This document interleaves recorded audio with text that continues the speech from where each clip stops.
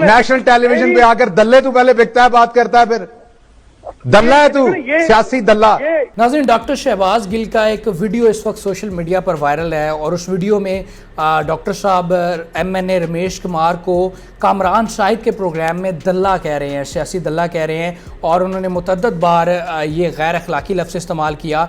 उसके बाद से PTI कारकुनान की जानिब से इस वीडियो को शेयर किया जा रहा है और डॉक्टर शहबाज गिल को बड़ा अप्रिशिएट किया जा रहा है कि उन्होंने बड़ा ज़बरदस्त कदम उठाया है कि जो उन्होंने छतरोल की है रमेश कुमार की। जब मैंने ये वीडियो क्लिप सुना तो मुझे ख्याल आया कि अब जबकि पाकिस्तान तहरीक इंसाफ की हुकूमत जो है वो शदीद मुश्किलात का शिकार है, एक तरफ पार्टी में बड़े मसाइल हैं, अलीम खान ग्रुप है, जहांगीर तरीन ग्रुप है, दूसरी जानिब MNAs इनहराफ कर गए हैं, सियासी जो इत्तेहादी हैं वो अपनी पोजीशन क्लियर नहीं कर पा रहे, लेकिन उसके बावजूद हुकूमत ये कहती है कि हमारी हम बड़े एतमाद के साथ ये कह रहे हैं कि हम अपनी मुद्दत पूरी करेंगे, लेकिन हकीकत में इमरान खान घबराए हुए हैं, हुकूमती वज़रा घबराए हुए हैं और उनको पता है कि बहुत जल्द कुछ भी हो सकता है। तो ये जो मुश्किल तरीन पोजीशन में है पाकिस्तान तहरीक इंसाफ, इसके ज़िम्मेदारान पाकिस्तान तहरीक इंसाफ के कुछ वज़रा और कुछ मशीर भी हैं।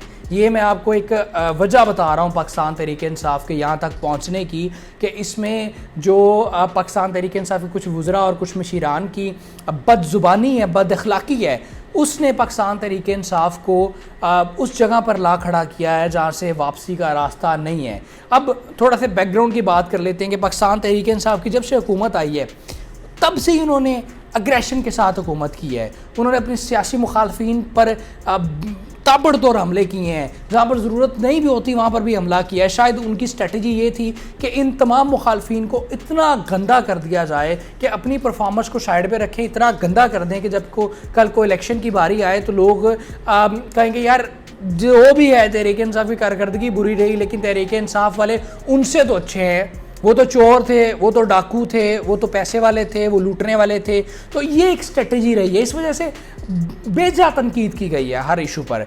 और इमरान खान साहब ने अपने तमाम वज़ीरान की, मशीरान की पुश्त पनाही पे वो खड़े थे, उन्होंने शाबाशी दी है। जब भी किसी ने शरीफ फैमिली पर तनकीद की, अखलाकियात से गिरी हुई बातें की, जरदारी एंड फैमिली पर गिरी हुई बातें की, तो इमरान खान की तरफ से अप्रिशिएट किया गया, जी बहुत अच्छा किया गया, बहुत अच्छा किया गया। उसे यही लगता था कि इमरान खान की स्ट्रेटजी है कि इनको इतना गंदा कर दो कि कल को अवाम के पास कोई ऑप्शन ही ना रहे। तो अब जबकि ये सारी पोजीशन आ गई है तो इसमें एक और बड़ी इंटरेस्टिंग चीज़ है कि इमरान खान साहब को अब इस चीज़ का अंदाज़ा नहीं है कि उन्होंने ख़ुद अपने आप को बंद गली में धकेल दिया, और उसकी वजह एक ये वज़रा भी हैं, उनकी बदज़ुबानी भी है, बद अखलाकी भी है। नाज़रीन, अगर पाकिस्तान में सियासत की बात की जाए तो MNAs नाराज़ हो जाते हैं, रहनुमा नाराज़ हो जाते हैं, उनको शदीद तहफ़्फ़ुज़ात होते हैं, लेकिन जो मैच्योर पॉलिटिकल पार्टीज़ होती हैं, लीडरान होती हैं, वो बीच बचाव का रास्ता अपनाती हैं, वो तहफ़्फ़ुज़ात को दूर करती हैं, वो नाराज़गी ख़त्म करती है। लेकिन पाकिस्तान तहरीक इंसाफ की जब से हुकूमत आई, जब भी किसी ने अरकान ने किसी रुकन ने मुखालफत की, तनकीद की हुकूमत पर या नाराज़गी का इजहार किया तो उसको फॉर ग्रांटेड लिया गया, उसको मनाने की कोशिश नहीं की गई, उसके तहफ़्फ़ुज़ात नहीं सुने गए, बल्कि उस पर तनकीद की गई। और इन मशीरान ने, इन वज़ीरों ने बेजा तनकीद की उस शख्स पर, उसकी वजह से आज ये 12 अरकान बागी ग्रुप में चले गए। लेकिन अब भी वक्त था कि जब इन्हें अरकान से बात की जा सकती थी, मामलात सेटल डाउन किए जा सकते थे। लेकिन जब आप इस तरह के बयानात देंगे, आप टेलीविज़न पर बैठकर कहेंगे कि सियासी दल्ले, ठीक है, तुमने करप्शन की, तुमने फ़लाँ किया, ठीक है। अब शहबाज गिल साहब से ये भी सवाल होना चाहिए था कि भाई जब वो करप्शन करते थे ये अरकान, या जब रमेश कुमार आपसे बात करते थे जाली अद्वियात बेचने के हवाले से, तो उस वक्त आपकी असूल और आपकी अखलाकियात कहाँ थी? उस वक्त आप इनको फारिग करते अपनी पार्टी से, तो आज ये वक्त ना देखना पड़ता।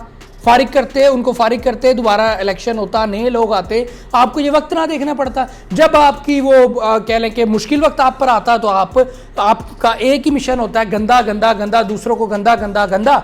हमारी सारी पॉलिसीज़ ठीक है, हम साफ़ हैं। जब चेयरमैन सेनेट सादक सजरानी के ख़िलाफ़ अदम एतमाद आए तो तब आपकी क्या पॉलिसी है जनाब? जिन लोगों ने अपनी पार्टी की खिलाफ वर्जी की, उस वक्त वो लोग ज़मीर की आवाज़ में उन्होंने वोट दे दिया। आज अगर ये 12 अरकान आए जो गो के उन्होंने अपना गैर अखलाकी हरकत की है, लेकिन अगर कानूनी तौर पर देखा जाए तो उनको भी ये हक मौजूद है, कि वो अगर एतमाद का इजहार नहीं करते तो जिस तरह उस वक्त ज़मीर की आवाज़ थी, तो अब ज़मीर फरोशी किस तरह होगी। इमरान खान साहब ने लास्ट ईयर मार्च में ही खुद उनका वीडियो क्लिप एक इस वक्त सोशल मीडिया पर वायरल है, जिसमें उन्होंने ये कहा कि जनाब मैं बिल्कुल तैयार हूँ, मैं अदम एतमाद का सामना करूँगा, अगर मेरे अरकान को लगता है कि उनको मुझ पर एतमाद नहीं तो वो मेरे खिलाफ दें, मैं उनकी इज्जत करूँगा, मुझे कोई मसला नहीं। अब भी सेम वही सिचुएशन है कि उनके अपने अरकान को ये लगता है कि इमरान खान एतमाद खो चुके हैं या इमरान खान की कारकर्दगी इतनी अच्छी नहीं है कि उनको एतमाद का वोट दिया जाए। तो सिंपल इज़ दैट।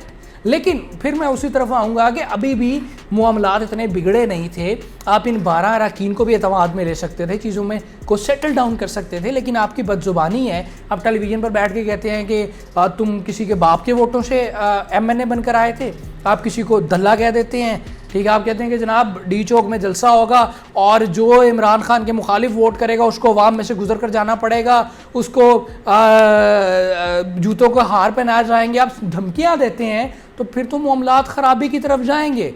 ये वही कुछ है जो कुछ आपने बोया, अब आपको काटना पड़ेगा, ठीक है। तो हार्स ट्रेडिंग ये सारी नई चीज़ें नहीं है। अगर मैं फिर ये कह रहा हूँ, मैंने पहले भी वीडियोज़ में कहा कि ये गैर अखलाकी है, ये बिल्कुल नहीं होना चाहिए, ये पाकिस्तान के लिए, जमहूरियत के लिए मुनासिब और बेहतर चीज़ें नहीं हैं। लेकिन ये सारी चीज़ें पाकिस्तान की पॉलिटिक्स का हिस्सा है। अगर आप जनरल इलेक्शन 2018 की बात की जाए तो on paper Pakistan Muslim League Noon अक्सरियत में थी, उनकी सीटें पाकिस्तान तहरीक इंसाफ से ज़्यादा थी। लेकिन आपने मुबैना तौर पर लोग ये कहते हैं कि आपने पैसों से MP खरीदे, ठीक है। जहांगीर तरीन ने जहाज़ में MPs लेकर आया, आपने पैसों के लिए MPs खरीदे, आपने उन MPs को कुछ को पैसे दिए मुबैना तौर पर, कुछ को आपने वजारतों की लालच दी, तरक्याती कामों की लालच दी, तो कंप्रोमाइज़ तो किया आपने। तो यही सारा कुछ पाकिस्तान की रवायत है जो आपने बोया है, आज वो काट रहे हैं। लेकिन ये बदजुबानी की सियासत पाकिस्तान में, इसको ख़त्म होना चाहिए, जिसका आगाज़ पाकिस्तान तहरीक इंसाफ ने किया है। क्योंकि शहबाज गिल साहब तो फॉरनर थे, बाहर से आए थे, शायद वो फिर बाहर चले जाएँ। लेकिन ये जो पॉलिटिकल सीजनल पॉलिटिशियंस हैं, उनके लिए मसला होगा, ये जो रवायत कायम हो चुकी है। अब आप अंदाज़ा लगाएंगे जो 12 अरकान जब पब्लिक में जाएंगे तो तब उनके साथ क्या होगा। तो ये सारी चीज़ें नहीं होना चाहिए। कानूनी तौर पर जो उनके खिलाफ एक्शन होना चाहिए, वो बिल्कुल हम उसको सपोर्ट करते हैं कि बिल्कुल होना चाहिए। लेकिन इस तरह की चीज़ों पर मेरा नहीं ख्याल कि मतलब ये जो तहरीक इंसाफ वाले कहते हैं ना कि जी हमें इत्तेहादी जमातें ब्लैकमेल कर रही हैं, हमें जनाब MNAs ब्लैकमेल कर रहे हैं, तहरीक इंसाफ वाले खुद ब्लैकमेल कर रहे हैं, ठीक है। वो खुद अभी तक धमकी वाली सियासत से बाहर नहीं निकले इस पोजीशन में भी, ठीक है। बाप पार्टी वालों ने कल कहा कि अगर हमें इस तरह ब्लैकमेल किया जाएगा या हमें धमकियां दी जाएंगी तो क्या हम हुकूमत के साथ चले जाएंगे? हम नहीं जाएंगे। काफ लीग के तहफ़्फ़ुज़ात हैं कि जनाब जब से हमने थोड़ी सी आंखें दिखाना शुरू किया तो हुकूमत ने कहा है कि जी हम मोनोस्लाई के ख़िलाफ़ मुकदमे बनाएंगे, नैब में जाएंगे, फ़लाँ करेंगे। तो ये चीज़ें बिल्कुल नहीं होनी चाहिए, ये आपके लिए मज़ीद ख़तरा पैदा करेंगी। ये जलसे जुलूस की सियासत से निकलें, आपने एक मोमेंटम बनाना है, आप बनाएं अपना मोमेंटम, आप जलसे करके बना रहे हैं, अगले इलेक्शन के लिए कंपेन कर रहे हैं। लेकिन इस तरह की धमकियों से इससे पाकिस्तान का नुकसान होगा, आपकी पार्टी का नुकसान होगा। एक स्टेप आपको आगे बढ़ना चाहिए और अखलाकी तौर पर चीज़ों को करना चाहिए। और पाकिस्तान में ये जो जब से पाकिस्तान तहरीक इंसाफ आई है और इमरान खान आए हैं, जो मेरिट्स चेंज हुए हैं ना, इन पर कंप्रोमाइज़ करना चाहिए, ठीक है। अब ये कि जी कांपे टांग रही हैं, इससे आप बिलावल भुट्टो की अहलियत का अंदाज़ा लगाएं, ये नहीं होना चाहिए। इमरान खान की उर्दू ख़ुद अच्छी नहीं है। मैंने हसन निसार साहब का तज्जिया सुन रहा था मैं, उन्होंने कहा कि यार इससे गंदी जो उर्दू है वो इमरान खान की, मैं इमरान खान की तकरीरें लिखता रहा हूँ, मुझे पता है कि वो कितनी, तो ये कोई मेरिट नहीं होना चाहिए। वो तो फिर अच्छा बोल लेता है, बाकी स्लिप ऑफ टंग है, कोई चीज़ हो जाती है तो उसको इशू बनाकर आपने पूरी दुनिया में वो जी कांपे टांग रही हैं ट्रेंड बना दिया। तो इन रवायात से निकलना चाहिए, खूबसूरत और अच्छी अखलाकी रवायात कायम करने चाहिए। तो ये एक शहबाज गिल साहब की जो वीडियो थी, उसके बाद जो मैंने समझा कि हुकूमत को यहाँ तक पहुँचाने में इन जैसे वज़ीरों और मशीरों का भी बड़ा किरदार है, तो मैंने कहा आपके साथ वो भी डिस्कस किया जाए। और अगर अब भी इमरान खान को यही वज़ीर मशीर मरवाएंगे, अब भी टाइम है कि इनसे निकला जाए। इमरान खान ख़ुद फ़ैसले करें, अच्छी स्ट्रेटजी बनाएं। अगर उनको लगता है कि हालात इस तरह के बन चुके हैं तो वो दोबारा आवाम के पास जाएं, इस्तीफ़ा दें, तो ये एक बेहतर ऑप्शन हो सकता है। अपना बहुत सारा ख्याल रखिएगा। फेसबुक पेज को लाइक ज़रूर कीजिएगा, यूट्यूब चैनल को सब्सक्राइब कीजिएगा। अल्लाह ने